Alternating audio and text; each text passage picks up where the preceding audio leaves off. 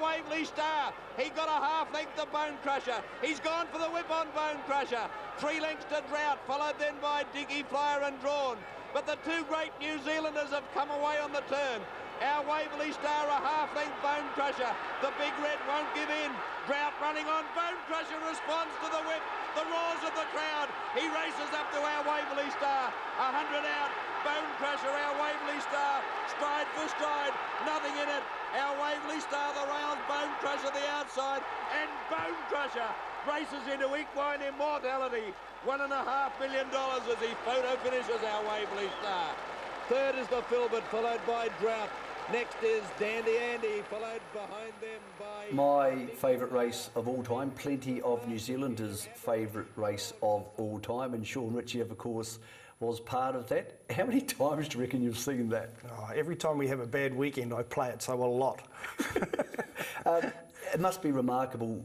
I mean, you're now in your late 40s or whatever you are, you're around about the same age as me, to have people 30 years after a race still bringing it up when you go, particularly when you go to Australia. Yeah, and what like it was just the build up to it was special. It was built as a 2-horse race. It couldn't have turned out any better. Bill Collins, well, all of the commentaries, about 4 or 5 of them were fantastic. And those horses were buggered when they went over the line. I think they pulled up within 100 metres. They'd given all, but there's no Bonecrusher's Cox Plate with our Waverley Star. What a fantastic horse he was.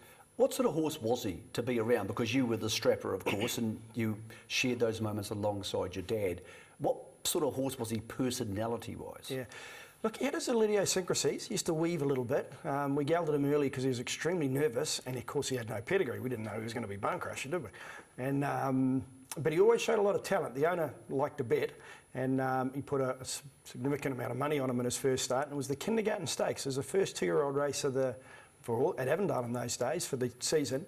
And he got nervy in the gates, and a horse got upset beside him, and he missed the start completely. And he flew home and ran 4th. And his next start, he broke the track record at Ellerslie for 840 metres. So we knew we had a pretty good horse right from the start. It's just a little bit of a shame that I was so young. I was a teenager, and I think if I was in my mid-20s, I'd appreciate it a little bit more what we had. You could have gone out more afterwards too. Well, exactly, and the girls might have been nicer too.